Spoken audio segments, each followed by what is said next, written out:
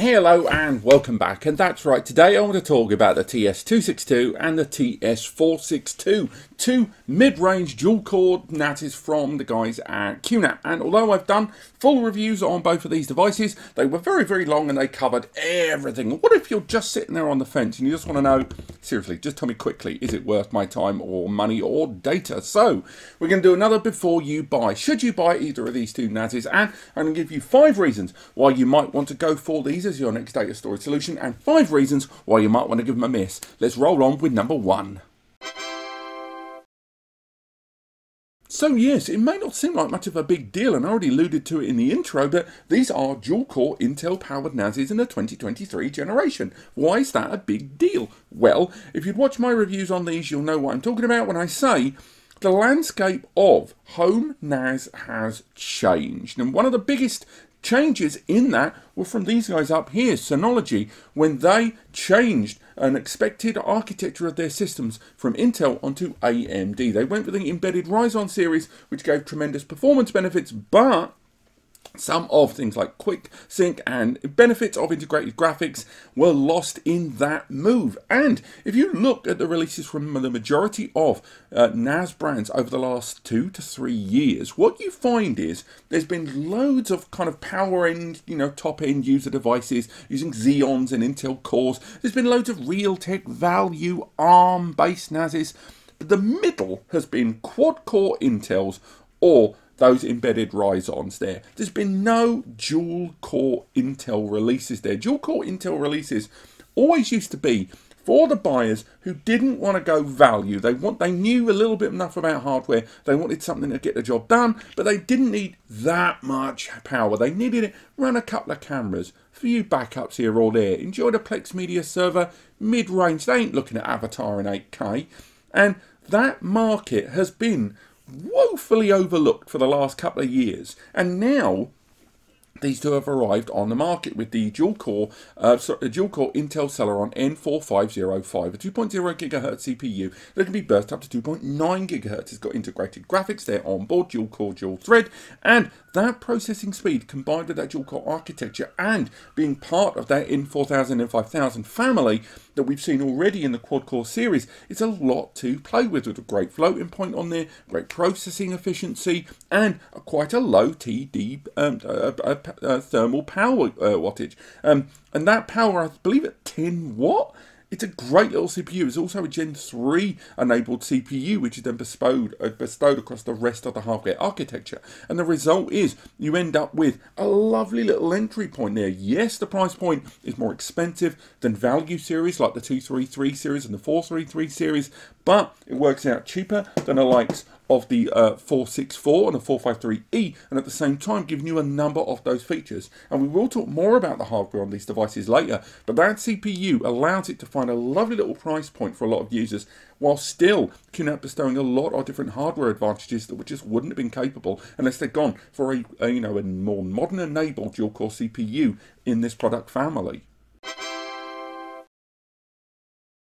So right off the back of that CPU, those hardware advantages, because that CPU being Gen 3 and it having quite a nice little range of lanes to play with and the chipset that is built within, the result is that not only does this 2-bay and this 4-bay arrive with a lovely little sweet dual-core CPU, but there's enough kind of hardware resources to play around with there to not only give you M2 NVMe bays inside. These have both got, alongside the 2 and 4 main SATA bays, an additional 2 M2 NVMe bays, which by the way don't have to be used for just caching. It can be utilised for a whole bunch of things, one of which I'll touch on later, not just storage pools and caching. But on top of that, they both arrive with PCIe upgrade slots as well. So this dual-core NAS has got combined hardware, hard drive and SSD bays for you to populate with, effectively making this 2-bay into a 4-bay and this 4-bay into a 6-bay, but you're not limited by the hardware architecture to choose either M2 NVMe's or a PCIe upgrade. You're getting both, and these the PCIe upgrade there,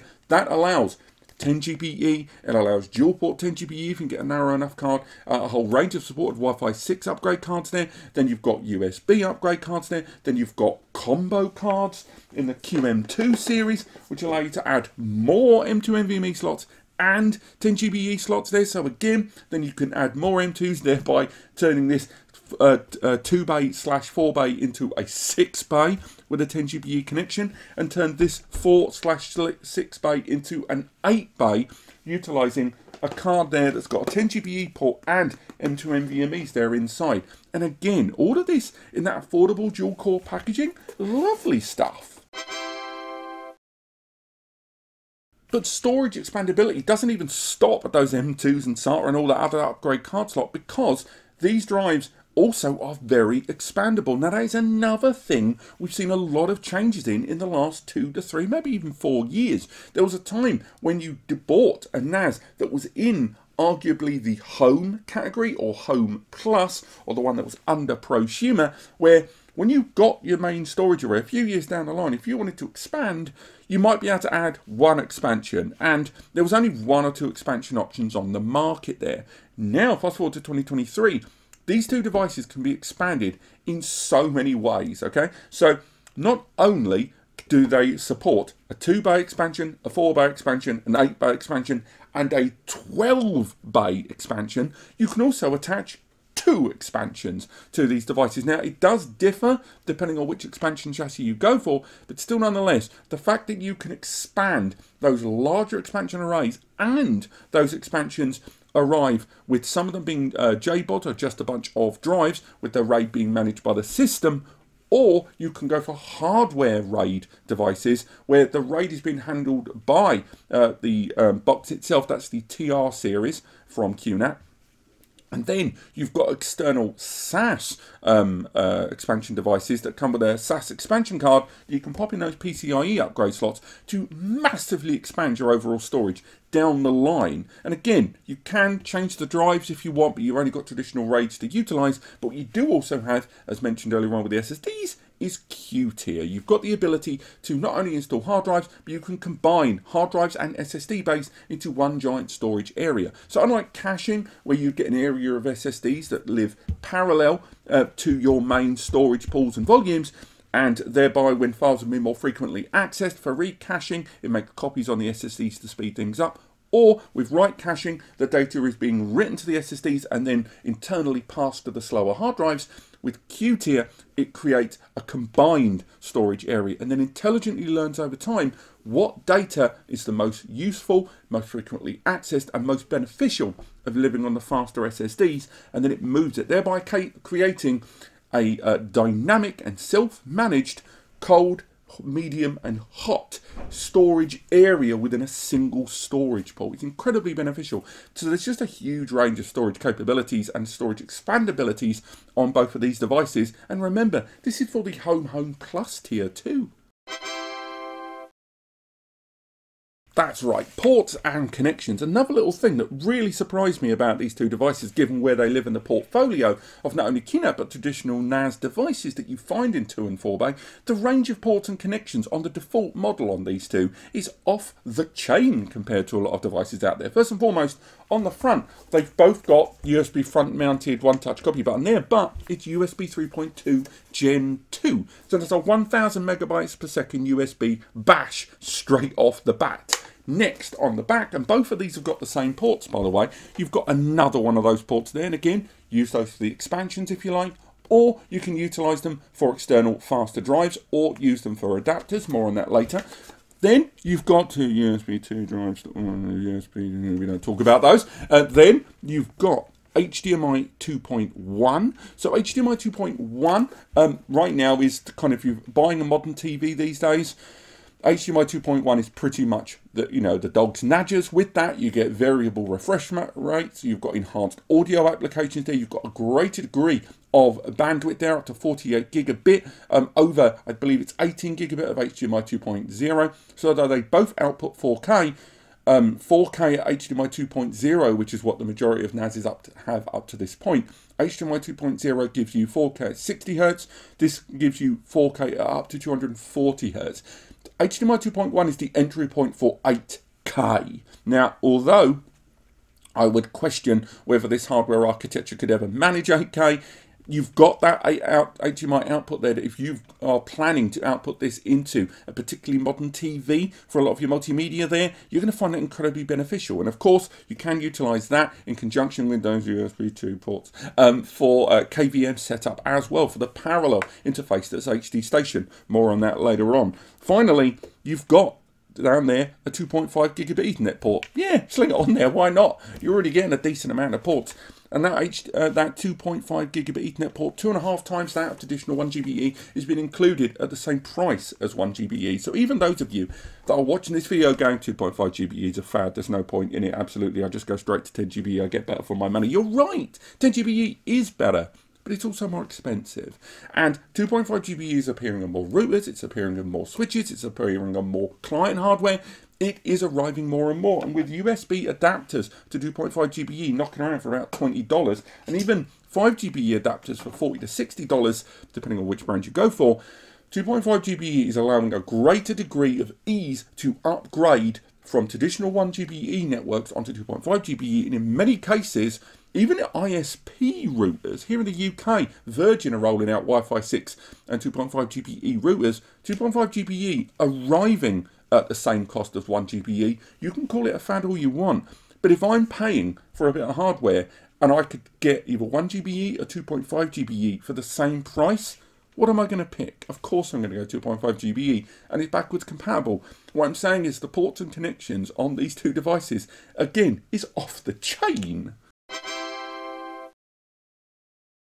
This last point is going to be much more appealing to those of you that have been looking at the broader landscape of network attached storage and with hardware as a priority, particularly for those of you that are already tied in or in love with your own third-party hardware, because the range of third-party compatibility on QNAP is still leagues ahead of most brands, particularly their biggest competitor there. Now, what I mean by that is, right now, they still have the broadest support of third-party hard drives out there, even supporting up to the very latest 20 and 22 TB hard drives, depending on which capacities. They're slowly testing the 22 TBs as we speak. Indeed, we tested a bunch last year. On top of that, SSDs, when it comes to M2 NVMe's or SATA SSDs, there's a wide degree of support of third-party out there, huge range of different brands, because they don't produce their own range of drives. Same goes with the memory, same goes with the network adapters, be it PCIe or those USB ones that we mentioned earlier on to upgrade your connections.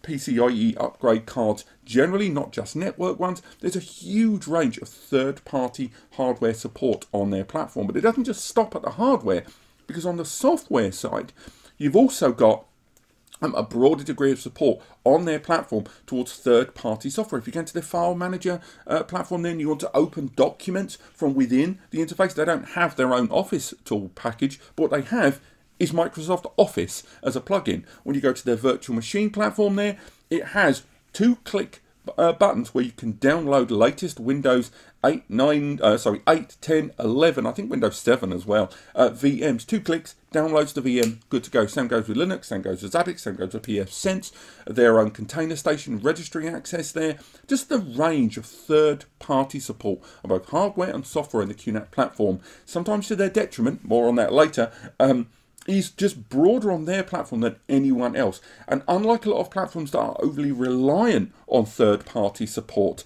in the absence of their own first-party tools, in the case of QNAP, they develop their own first-party tools and try to maintain as much third-party support as possible. But again, sometimes to their detriment, more on that later. Which brings me to perhaps 5 reasons why you might not want to go for these two drives, because for all of the good things I've said, they're not going to be for everyone. So for now, let's go through the 5 reasons why you might want to sit on the fence a little bit longer. Now, for those of you that watch both my respective long-form reviews on both of these devices, you'll know the thing that wound me up more than anything else, and it's the memory. Now, I get it. There are memory shortages at the moment. There's actually shortages on a lot of kind of modular NAND-based cellular technology, stuff like SSDs that are out there. Thunderbolt technology, due to certain power delivery components, are in shortages. It's really affecting Thunderbolt 4 and even Thunderbolt 3 hardware availability and development around the world. SSDs as well, they're having to change things up a lot. I get it, there are shortages. But still, the fact that this 2-bay arrives with 4 gig of memory, which is fixed, so you can't upgrade it, it's soldered to the board, which is a bit odd to me. Whereas this one arrives with 2 gig of memory. The 4 bay has got 2 gig of memory that can be upgraded to 16.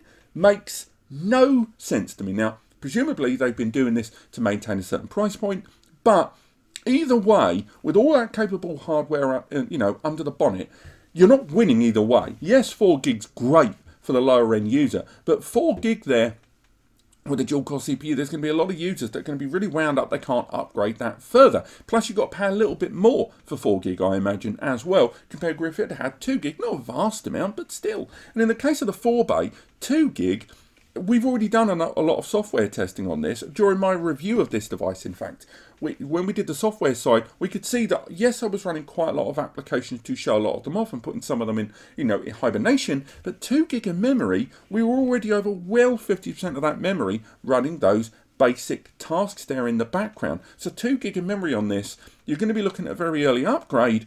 And that 2 gig, what are you going to do with 2? At least if it was 4 and it was upgradable, you compare it quite easily. So I don't like how the memory has been approached and presented on these two devices. I find it really peculiar.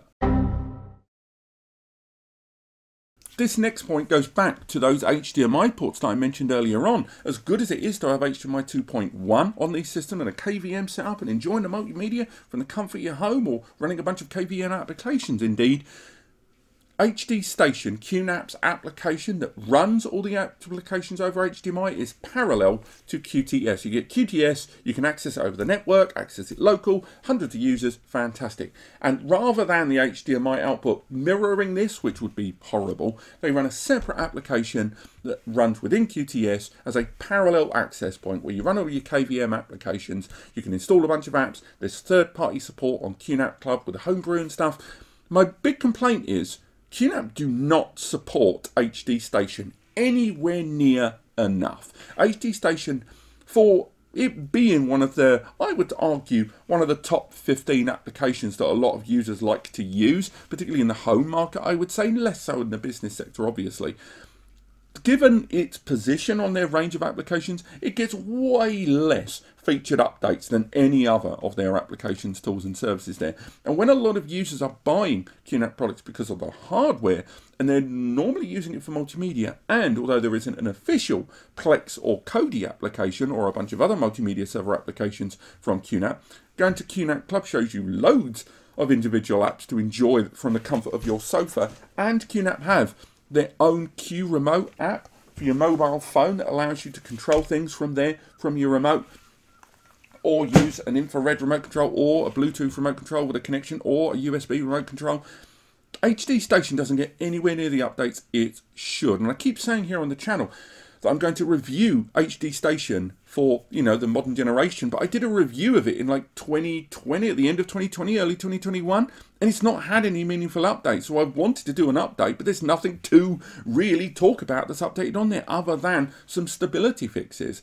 The rest of the platforms had loads of updates. Why has HDStation been sort of ignored a bit by the brand? I wish they could come out and tell me, but let's move on.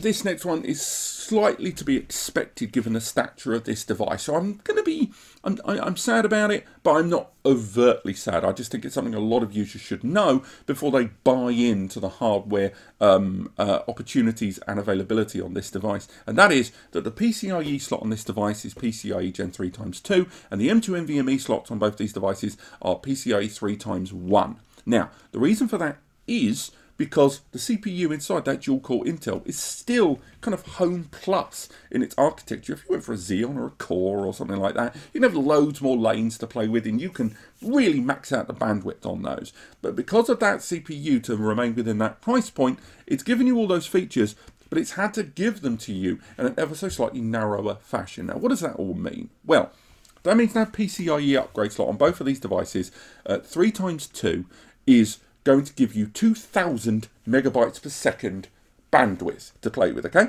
So if you put a 10 GBE card in there, you're going to be fine. If you use one of these combo cards with NVMe's, you've only got 2000 megabytes per second bandwidth to play with on that card, which may hobble some cards slightly that are promising performance by a combination of SSDs and the network connection less than that. 2000 is still good, and you can still, you know, get away with an M2 card. But if you have a M2 NVMe card and a 10 GBE connection, and you were hoping to take advantage of all of that, bear in mind each of these SSDs logically is only going to have 500 megs to play with there if you are maxing out that 1000, and particularly if you're using that 10G connection to access those M2 NVMe's, you're still going to be pulling the up and down on that bandwidth. Now, with the two M2 NVMe ports inside, those being 3 times 1, that means they are going to be 1000 megabytes per second bandwidth.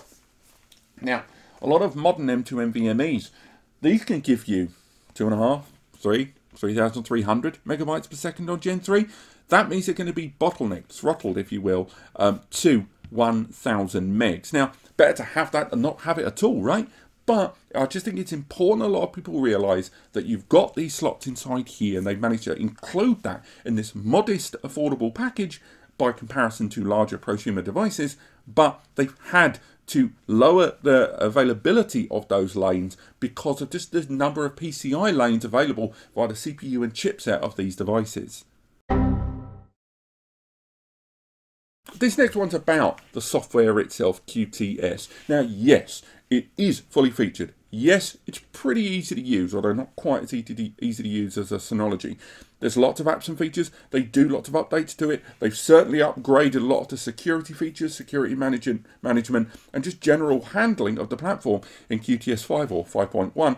On top of that, they've included a lot of first and third party applications on there. They've even included a huge arrangement of client tools to rival that of third-party ones out there, along with their surveillance platform that's got 8 cameras on it, along with that virtual machine when I mentioned it there. Loads of that, you know, AI photo recognition tool there. You can even use those M2s to stick in Google's TPU AI card. So why am I putting it on the negative side?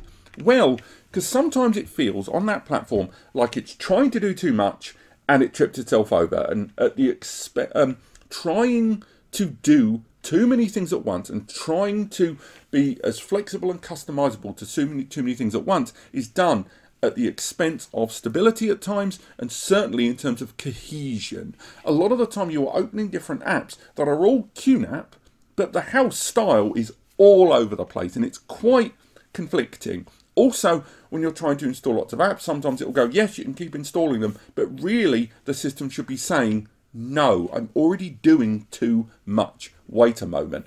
But it tries to let the user do too much, which then will lead the system to suddenly freaking out. So I just think QTS could stand with a real re-review of its consistency, because they've made huge advances in the last 12 months over their security, their presentation, and what the user can and cannot do, and what is disabled by default when the system's in use. But there's still no avoiding that, unlike its biggest competitor Synology with DSM, QTS always feels like it's just shaking up a little bit there, because it's trying to do too much, or it's allowing you or making you think you can do too much, and then all of a sudden nothing's working because it's all freaking out. QTS can be inconsistent sometimes, and its design can often be at conflict with its own first-party apps in a house style. It is getting better, but that still exists even now in 2023. Now, this last one is a bit minor, okay? It's not going to be negative for everyone, and frankly, of all the reasons I would say that you might remain on the fence and not go for either of these two NASs, this is the smallest one, I would say, in the grand scheme of things. But I don't know why it only has either of these only have 2 years of manufacturer's warranty, okay? Now, what makes me say that? Because there's loads of NASs on the market that have got 2 years warranty. Hell, most of their competitors that have got loads of NASs that have got 2 years warranty. So why am I ragging on it here? Well, because if you look at the 453E and the 464, both of which are Intel, both of which have got very similar hardware components to these, they've got the same upgrades, and I would argue a lot of the hardware being built with them is very, very similar. Those have got 3 years of warranty. Now, the QNAP value series, again, the 433, 233, 133, then you've got like the 131P and the K series and stuff like that. All of these ARM-based ones, they've got 2 years warranty, and I kind of get it with those because they're using much more efficient and more affordable components.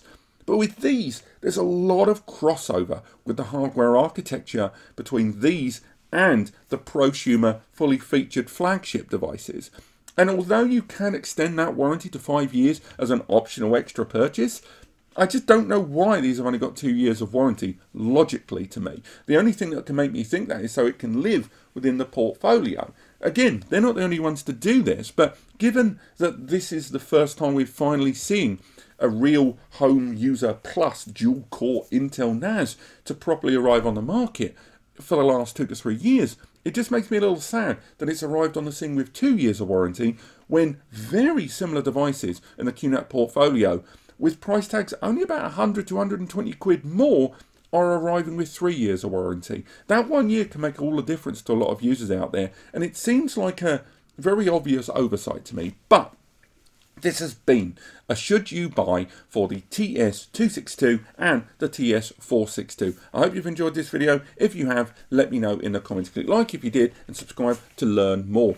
If you want to learn more specifically about either one of these two devices, we've done a full written massive review for both of them linked in the description, as well as full 50 to 1 hour reviews of both of them where we cover everything on these devices, so do check those out. And finally, if you need help with the right solution for your needs, use the free advice section on the NAS Compare website, the big blue button on the side.